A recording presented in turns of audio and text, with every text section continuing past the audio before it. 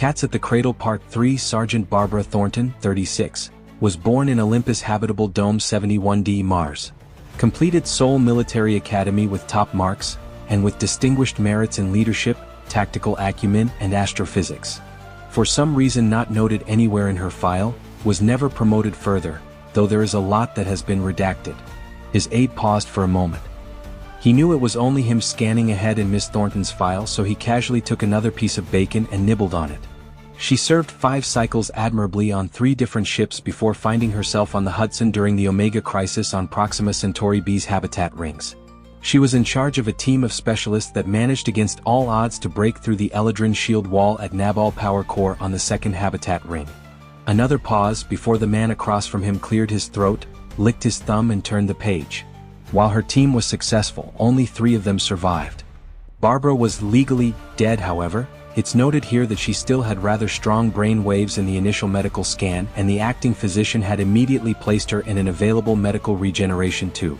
While very expensive and wholly not normal procedure at the time, the Senate ordered whatever could be done for her, and the other 2 soldiers that they managed to pull out. The Senate wanted to use them as propaganda against the evolving AI threat.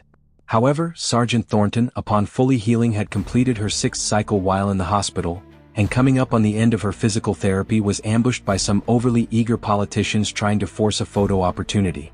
She informed them, in front of the media cameras, that she wasn't a hero, and she sure as hell hadn't voted for any of their spineless asses.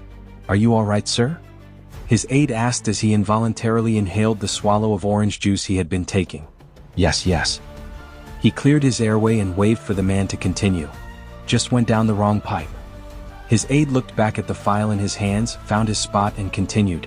"She actively refused the subsequent Medal of Valor the Senate tried to give her at the time." He paused again. This may be why she was never promoted further. It seems Sergeant Thornton, in one way or another, while extremely qualified for naval leadership, has managed to piss off enough politicians that even if the Navy tried to get her promoted, they wouldn't be able to. He finished. "Thank you, Bill. Anything else I should know before I kick the proverbial hornet's nest called the Senate?" asked President Allen of the U.S. Alliance. Miss Thornton deserved something for what she had just done, not to mention for her prior services to the Alliance. Or how to reward Miss Thornton and get her to accept it? He ran his hand through his short brown hair.